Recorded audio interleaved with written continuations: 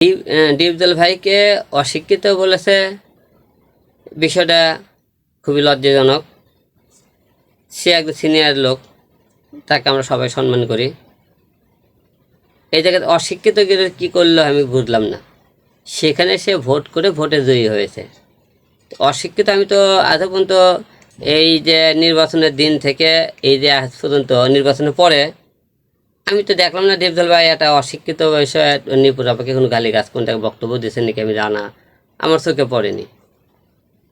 আর ডিপজল ভাই আমি তার সাথে চলাফেরা করে দেখছি, আমি তার ওখানে শুটিং করছি, সে আমাকে খুব আদর করে, তার সাথে খুব ভালো সম্পর্ক আমার ডিপজল ভাইয়ের সাথে। সেই হিসেবে আমার মনে হয় নিপুণ আপা অশিক্ষিত বলে বিষয়টা ঠিক করেনি। নিপুণের একটা কল রেকর্ড বিভিন্ন গণমাধ্যমে প্রকাশ পেয়েছে, সেখানে বলেছে যে ডিপজল মদ খায় সারা রাত, যেদিন নির্বাচন ছিল ওই দিন মদ খেয়েছে, এবং একটা সিনেমা হল নাকি সে অফ করে দিয়ে মদের কারখানা বানিয়েছে, আড্ডাখানা বানিয়েছে। এই ধরনের কথা গণমাধ্যমে তিনি বলেছেন। এই বিষয়গুলো নিয়ে আসলে আপনার তো তার সাথে অনেক ভালো সম্পর্ক, ডিপজল ভাইয়ের সাথে অনেক দিন আপনি তার হাউজেও শুটিং করেছেন, তো এই ধরনের কোনো জিনিস আপনি দেখেছেন কি না? মদ কে খায় না? মদ কোন ব্যক্তিটা খায় না? মদ সবাই খায়, কেউ আড়ালে খায়, কেউ পুরস্কারে খায়। তো মদ খাইয়েছে, মদ খাইয়ে কি ডিপজল ভাই ভোটের দিন আজকে মাতলামি করছে কেউ বলতে পারবে? ডিপজল ভাই মদ খেয়েছে, সারাদিন মাতলামি করছে। যে এখন অনেকে অনেক রকম কথা বলতেই পারে, মদ সবাই খায়, কে মদ খায় না?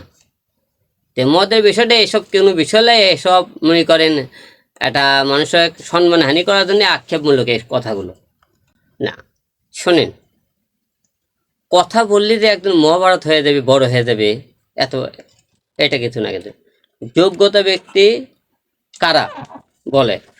আপনি আপনি কোটি কোটি টাকা থাকলে, আপনি অনেক সম্মান থাকলে আপনি যোগ্য ব্যক্তি হবেন তা না।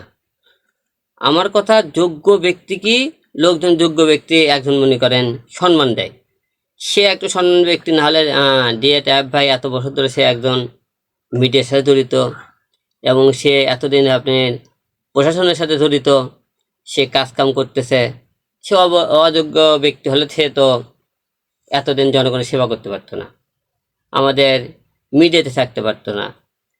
আর এতগুলো শিল্পী কেউ তো এই বিষয়ে অযোগ্য বলে কথা বললেন এত পর্যন্ত। এ সমস্ত অসুখে নিপুণ আপাকে কেউ উস্কে দিয়ে এই সমস্ত বলাইতেছে।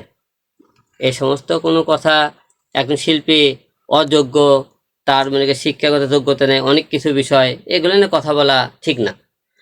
যে আমার কথা, একজন শিল্পীকে আপনি সম্মান দিতেছেন না, তো জনগণ আপনাদেরকে কেন সম্মান দেবে?